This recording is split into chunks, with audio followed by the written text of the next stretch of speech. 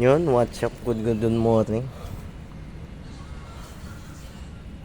Tagas yung clutch, di ba? Ang unit natin ay High Ace, Toyota High Ace. Ngayon, share ko lang to kasi may bago na tayong pamalit dito. Ngayon, sa mga hindi kasi yung common issue ko talaga niyan kasi di ba? Pag hindi natin napansin, di ba? Alam natin tagas na yung clutch, di ba? Pinalitan natin. Palit tayo, palit na, okay na, di ba? Palit na tayo. Ngayon, tiwala tayo na napalitan na natin to. Kasi tingnan nyo, tagas siya, di ba? Pero may isa pang issue yan na hindi natin napapansin. Di ba? Napalitan na natin ng bago, bakit ganoon? Yung clutch, hindi maganda yung bitaw. Nagloloko-loko, di ba? Kung titingnan nyo kasi, di ba?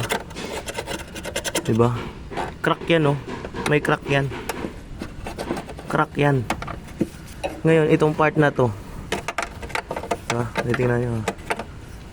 Yan, oh. Lumulundo yan, eh. Yung tinatapakan na yung clutch. Lumulundo yan, oh. Di ba? May crack, di ba? Kaya pag hindi natin napansin, wala, lalaki yung crack na yan hanggang sa yung clutch master natin.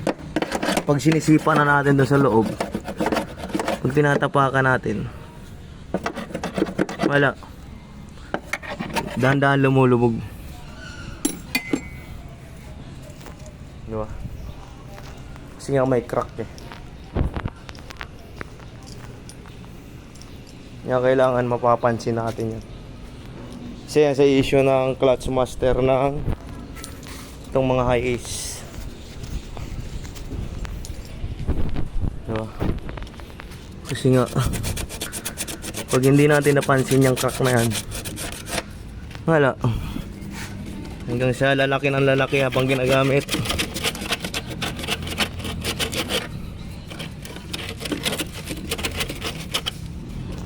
Oh, diba? Nakita nyo, crack na naman, diba? Lulundo kasi yan, yung part na yun. Tagas clutcher, tsaka may crack na naman ton dito sa hinangin na naman to. Yun nga problema eh. Crack na naman, oh. Ito, sa kaya pagka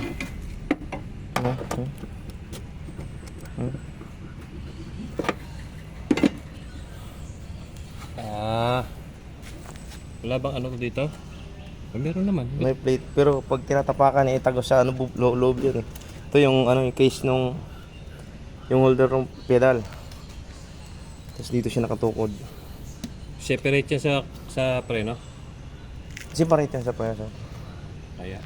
Kasi kung magkasama sa preno yan, medyo may laban yan. Itong clutch natatanggal ng buong pedal. Pero ang tapad yan sa loob.